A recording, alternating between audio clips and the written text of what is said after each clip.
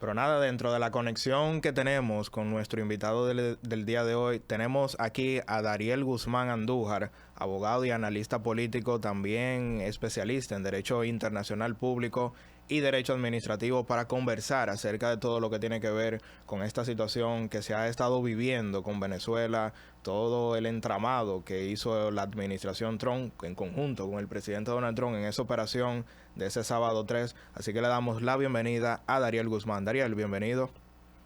Muchas gracias, buenos días y gracias por la invitación. Dariel, yo voy a iniciar, como tú eres experto en derecho y veo que te has formado ampliamente en la parte del derecho eh, y asuntos del Estado.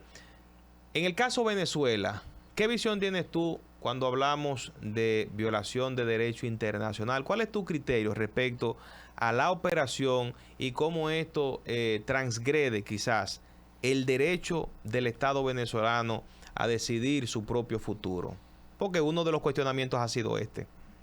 Es el principal cuestionamiento a nivel internacional que nosotros encontramos en los países que se han opuesto. Obviamente encontramos ejemplos como el caso de México, el caso de Chile o Brasil, que se han opuesto, y el propio caso de España. Recordemos que son también visiones políticas, son muchas veces gobiernos con una tendencia hacia la izquierda, y es una visión política de la no intromisión en el Estado. Además de que muchas veces cuando se refiere a la imposibilidad de este tipo de intromisiones desde el punto de vista del derecho, se refiere a la Carta de las Naciones Unidas o, por ejemplo, al pacto de la OEA, la Carta de los Estados Americanos, en el cual se refiere a que ningún país puede, mediante el uso de la fuerza, intervenir, entrometerse en asuntos internos de otros estados. Es un poco cuestionable desde el punto de vista del derecho internacional. Sin embargo, hay que decir que no es la primera vez que ocurre un hecho, quizás no de la magnitud de interferir de este modo para, algunos hablan de secuestro, otros hablan de detención, es un poco dependiendo de la visión que se tenga. En cuanto a, De, en cuanto a tu en cuanto visión, a un ¿qué mandatario, sería?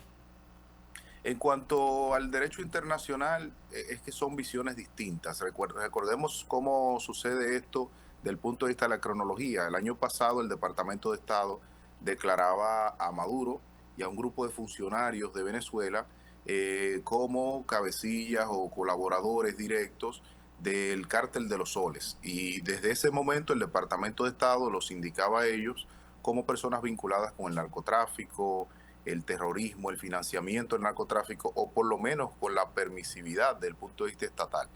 Y es la base para entender cómo se llega a este punto. Estados Unidos estuvo presionando durante los últimos 6 meses con una persecución que ellos denunciaban que era contra el tráfico internacional de drogas. Y digamos que es la fuente, la última excusa para algunos para que Estados Unidos hiciera este tipo de intervención.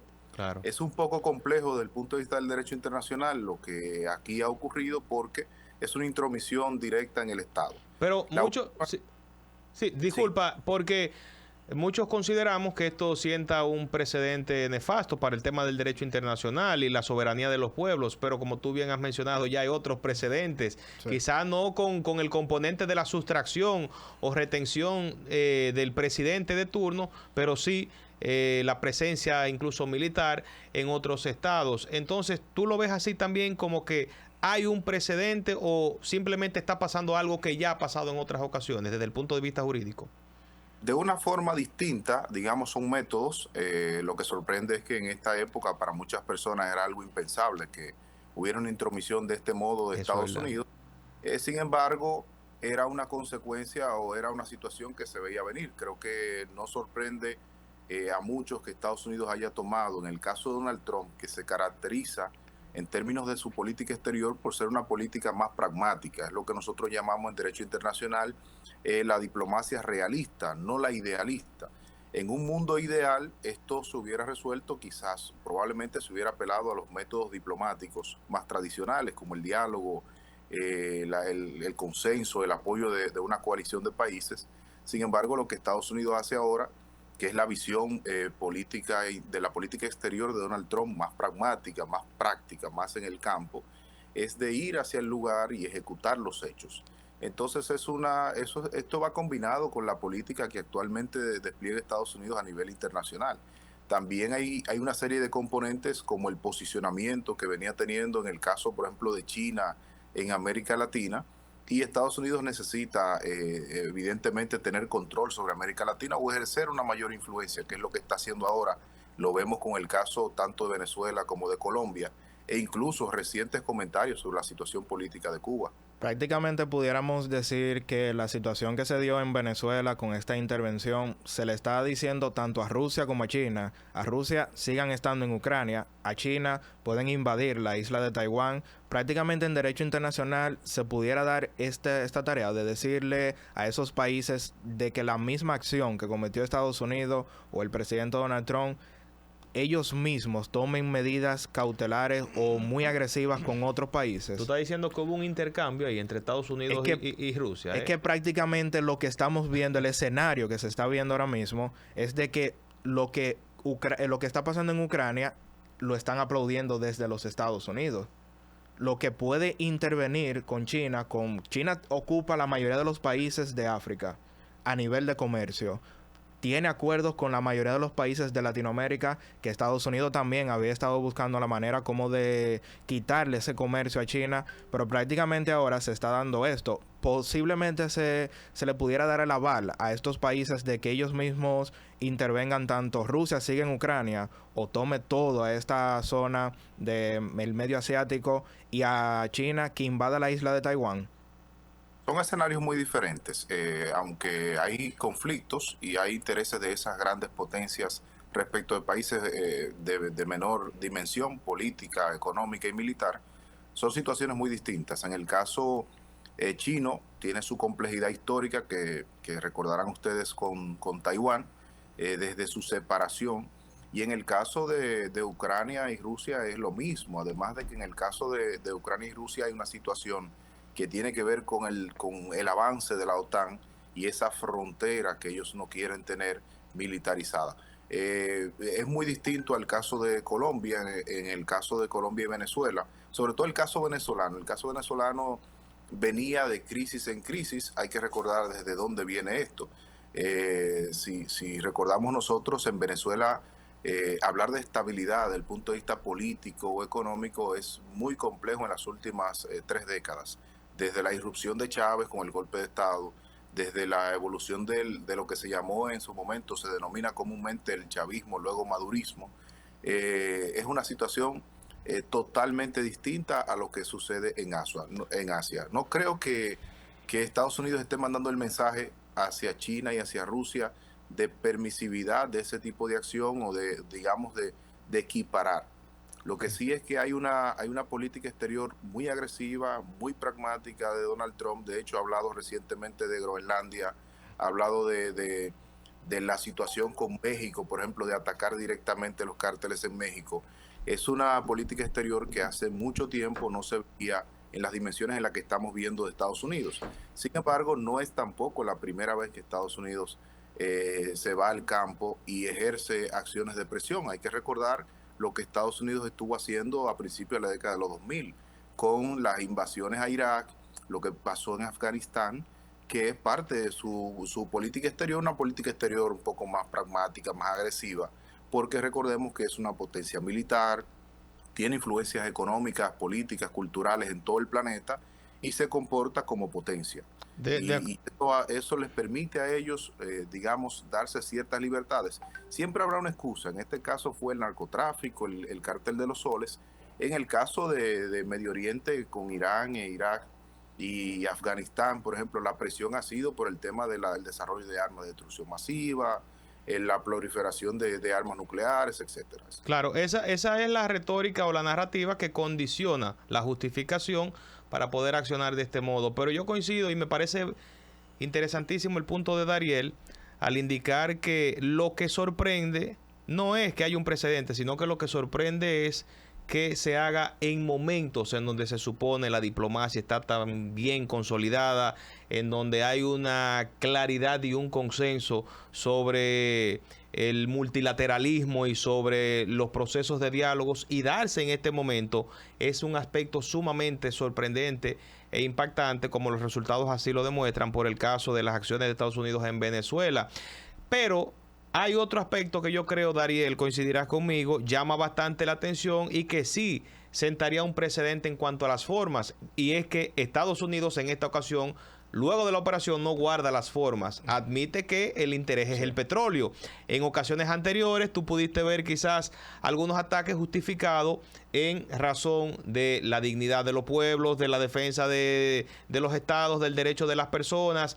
Sin embargo, todo lo del petróleo y el discurso y el interés del petróleo quedaba detrás. En esta ocasión, la primera rueda de prensa del presidente Donald Trump te dice a ti petróleo, y ya las operaciones se han puesto en marcha para el tema de comerciar petróleo, tanto así que han invitado a China y a Rusia justamente a comprar petróleo gerenciado por Estados Unidos. Pero fíjate lo siguiente, Dariel, hay un aspecto que yo siento que no se ha tomado en cuenta lo suficiente, y que, aunque yo no soy muy dado a creer en teorías conspirativas o en ese tipo de acuerdo para equiparar una acción con otra en esa trilogía de Rusia, Estados Unidos y China, y es el aspecto de que el viernes, horas antes de esa acción para retener a Nicolás Maduro recibe un enviado especial para asuntos en América Latina de China. Sí. Nadie ha hablado de ese aspecto que a mí me llama mucho la atención, y que si bien yo no creo en ese tipo de acuerdos, ¿verdad?, una cosa equipara a la otra, me llama bastante la atención, porque fue apenas horas antes que este señor Qi Xiaoqi, enviado especial de asuntos en América Latina de China, va donde Nicolás Maduro. De hecho, es la última publicación que hace en su Instagram Nicolás Maduro. Y yo digo, ¿y cómo con la capacidad de inteligencia que también tienen los chinos, en medio de esa tensión, no se presintió que algo pudiera estarse cocinando? O sea que eso también me puede llevar a pensar que alguien estaba informado, se estaba negociando algo. Es muy posible. Lo que resulta aquí es un tema más que todo de estudio de la cronología de los hechos. Cuando los Estados Unidos vienen a República Dominicana, que nos utilizan como puente aéreo y de abastecimiento, lo saben ustedes por lo que estuvo ocurriendo en el país hace alrededor de 2 meses, con esto de instalarse aquí en la base aérea San Isidro, instalarse también en el Aeropuerto Internacional Las Américas, lo que hacen es evidentemente preparar una operación. Creo que para nadie fue una sorpresa que ocurriera algo, quizás no en la forma de extraer, es una especie de sustracción de Nicolás Maduro del presidente, sí, pero no en cuanto al despliegue de una operación en Venezuela. Y como lo señalas, probablemente es seguro que la inteligencia china o rusa tuviera información muy concreta de que un plan así podía desarrollarse y desplegarse. Hay que recordar que la vicepresidenta, actual presidenta en funciones, se encontraba entonces en Rusia. De manera que ya sostenía diálogos con el gobierno ruso, y se podía inferir que, digamos, una operación iba a acontecer en Venezuela. Lo que no se sabía era si realmente iba a ser un conflicto armado con las escaladas, o iba a ser una operación de esta naturaleza, que hay que decir, salvando las formas quizás que muchos han cuestionado, que no se trató de un conflicto bélico y que probablemente evitó más bajas militares venezolanos e incluso civiles que se pudieran haber visto envueltos en un conflicto de escalada mayor. Se trata del presidente solamente, en este caso, la cabeza visible de la política. Sin embargo, y esto no podemos perderlo de vista, la estructura en Venezuela, la estructura del chavismo, del madurismo, del oficialismo actual, no se supedita exclusivamente a Nicolás Maduro. Creo que mucha gente ha reclamado eso, pues se trata de un sistema instaurado durante décadas. Bien. Lo más complejo ahora mismo es determinar, y es en lo que mucha gente se ha enfocado, cuál es el futuro que le espera a Venezuela en estas condiciones. Para cerrar, yo te iba a preguntar brevemente sobre eso. ¿Tienes tú alguna visión de lo que pasará en lo inmediato quizás en Venezuela? Ya vemos una pugna de poder entre los cuadros del madurismo. ¿Qué visualizas tú? Brevemente, que tenemos que ir. Creo que lo que más luz nos da a nosotros sobre el futuro inmediato de Venezuela es el plan anunciado por los Estados Unidos. Obviamente hay que ver cómo en la práctica esto se va a llevar. Ahora, lo que sí debo decir finalmente es que instaurar un gobierno y poder estabilizar Venezuela va a tomar mucho tiempo.